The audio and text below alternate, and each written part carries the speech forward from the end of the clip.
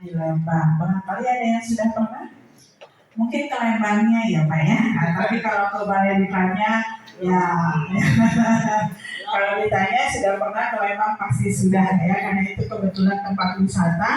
Jadi pastilah hampir sebagian besar pernah main ke situ, terutama yang lingkup Jawa Barat ya.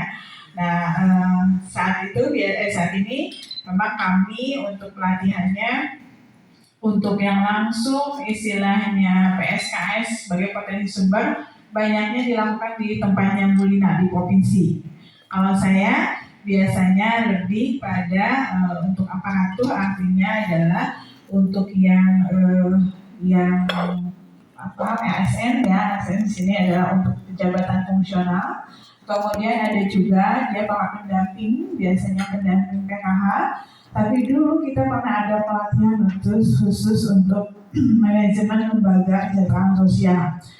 Tahun berapa Ibu ya? Kayaknya sebelum COVID deh, tapi udah ada daring luring, mungkin 2019-2020. Nah kesininya ada kebijakan baru karena kami juga kementeriannya baru, nah lebih pada bansos nih, jadi sekarang agak kencengnya Ibu Menteri pada bansos, sehingga pelatihannya agak sedikit tidak terlalu kencang dulu ya.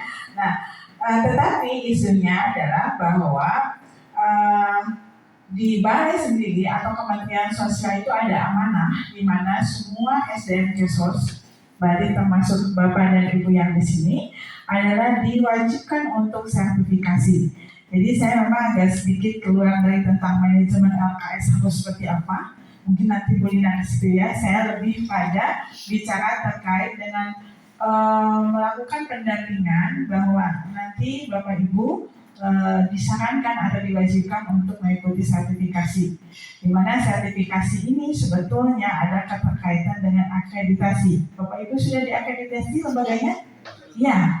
Nah pada saat diakreditasi sebetulnya ada poin terkait dengan SDM Kesos. Nah SDM Kesosnya itu yang mana? Adalah yang sudah tersertifikasi.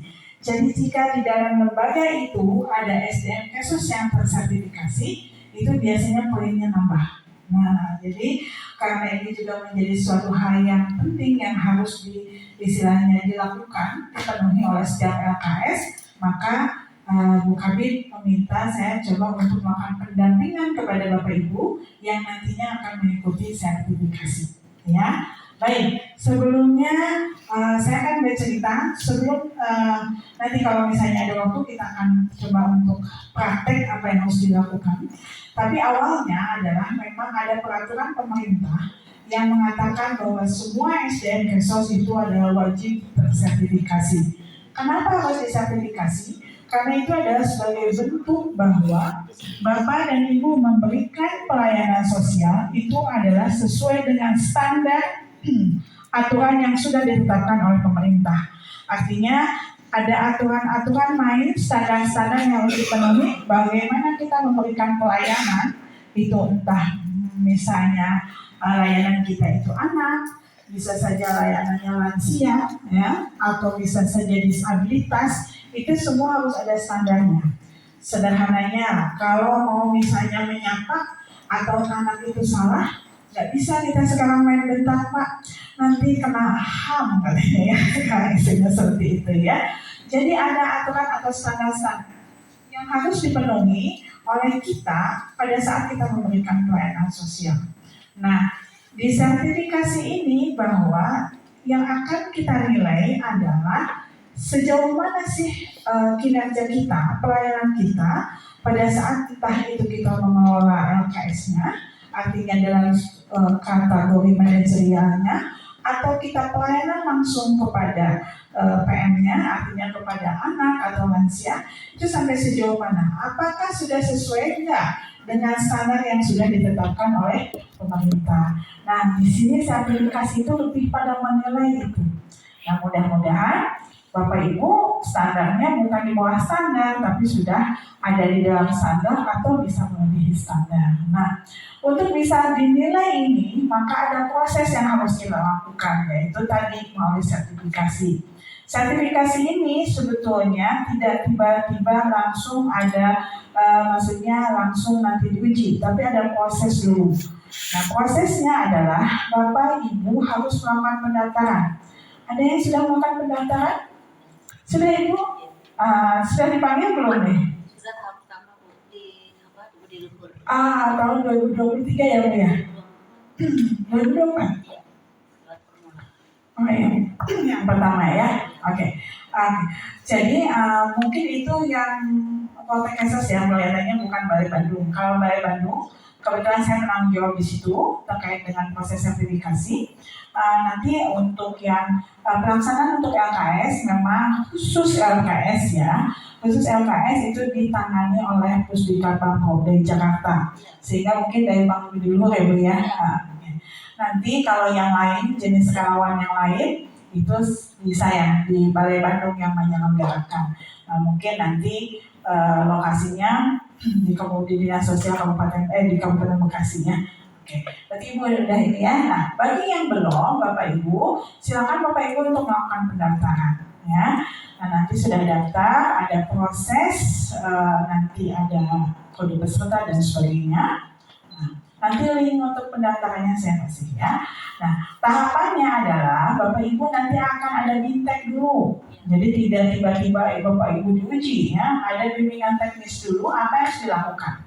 Setelah itu, cuma tadi proses binteknya dia cepat ya Bu ya. Hanya 1 hari, jam 8 sampai siang selesai. Sehingga kadang ada teman-teman yang merasa apa sih yang diobrolkan. Belum lagi kalau di rumah ya banyak gangguan yang terjadi. Sehingga pada saat langsung sertifikasi, bingung apa yang harus dikerjakan. Nah, jadi proses pendampingan ini adalah sebenarnya sangat bagus sehingga Bapak Ibu bisa fokus apa yang harus dikerjakan. Satu, nanti Bapak Ibu akan bintek. Kemudian yang keduanya ada Bapak Ibu akan melakukan ujian kognitif. Jadi meskipun kita sudah sepuh, tetap harus diuji ya Bapak Ibu. Ujian hidup itu tidak henti-hentinya ya, termasuk sertifikasi. Ya, jadi nanti harus ujian nih ya. Nah, tenanglah, kan yang ditanyakan juga yang keseharian.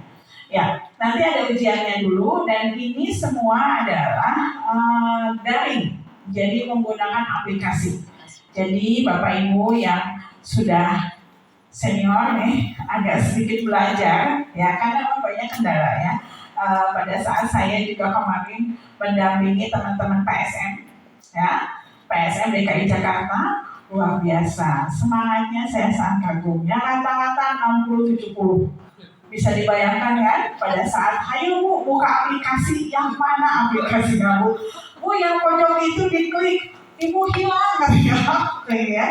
Artinya jadi di sini mungkin nanti harus mulai ya ngobrol lah dengan cucunya, dengan anaknya atau di tempat Bapak Ibu ada yang lebih paham itu diajarkan sedikit saja ya.